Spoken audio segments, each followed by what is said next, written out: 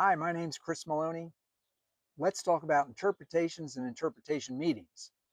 I've been involved in quite a few interpretation meetings, these preseason briefings, and as we approach the 2026 school year and the traditional fall field hockey season, you're going to be holding interpretation meetings as well, or involved in them. Let's agree on what an interpretation meeting is for. It's to discuss the new rules and any situations that have been um, top of mind since last season and maybe need clarification. It's not an opportunity to discuss every single rule that's in the book and is rather black and white. So if somebody asks a question in your meeting about an interpretation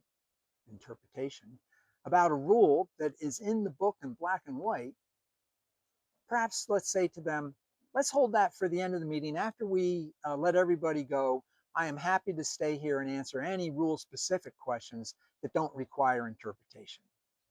Smile and move on.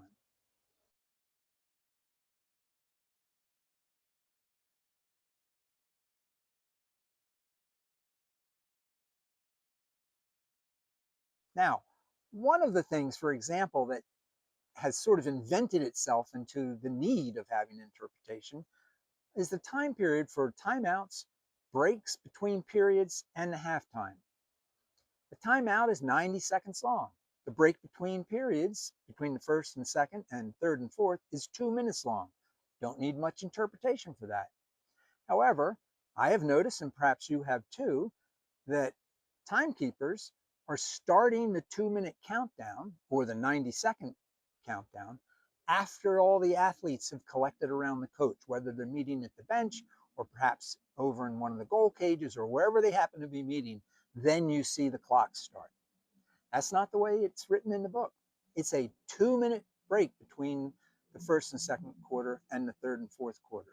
Basically, that means when the whistle is sounded to end that first period or third period, the countdown begins immediately. We don't wait for the players to move off and then start the countdown. Same thing with timeouts. It's 90 seconds. The whistle blows to stop play, timeout is signaled, and the 90 seconds should begin.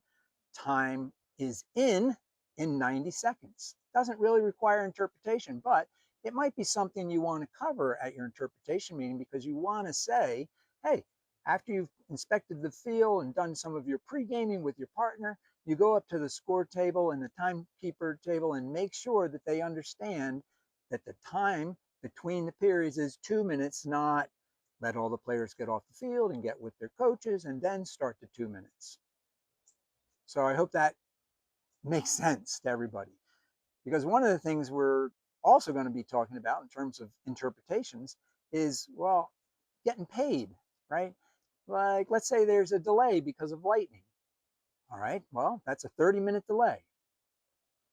How many 30-minute delays do you have? If it rains, okay, let it rain. But if there's thunder, now you've got to stop. You're 10 minutes into that 30-minute delay, and there's more thunder, or maybe now there's lightning.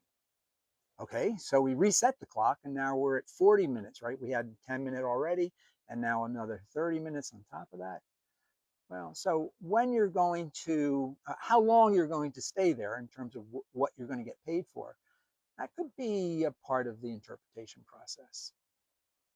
Let me give you another one that's pretty interesting. In New Jersey this year, and let me read it to you if you don't mind, they have a new requirement, and you can imagine why this came about because of incidents in other sports, not so much field hockey. Players leaving the bench area, and they're not talking about subbing into the game. Any player that leaves the bench area during an altercation, regardless of whether the player engages in the altercation, shall be disqualified and will be subject to the disqualification penalty, automatically disqualified from the next two contests, except for football, which is just one game. They play fewer games during the season, so that makes sense. Only coaches can leave the bench with the purpose of restraining players and stopping the altercation.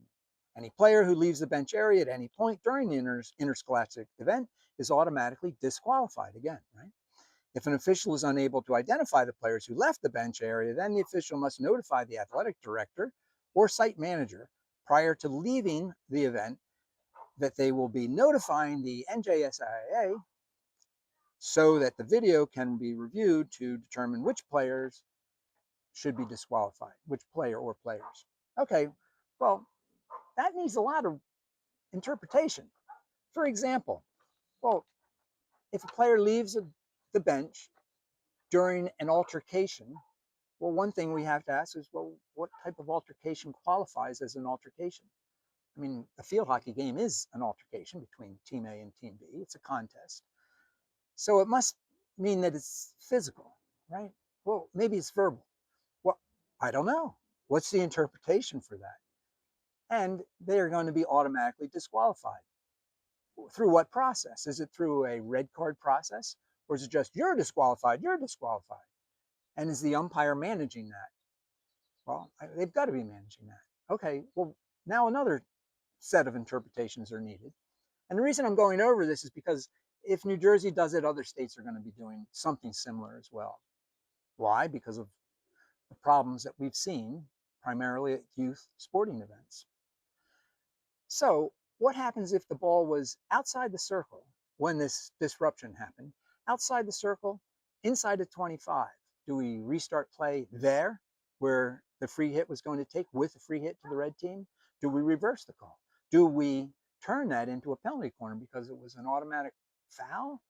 I mean, an intentional foul inside the playing area that's outside the circle, but inside the 25?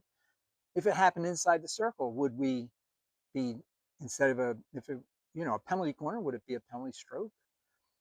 Do we restart play with a bully? These are questions that are not answered in what I just read to you. So they require interpretation. Another part of this scenario that I've just read about is, well, what happens to the coach?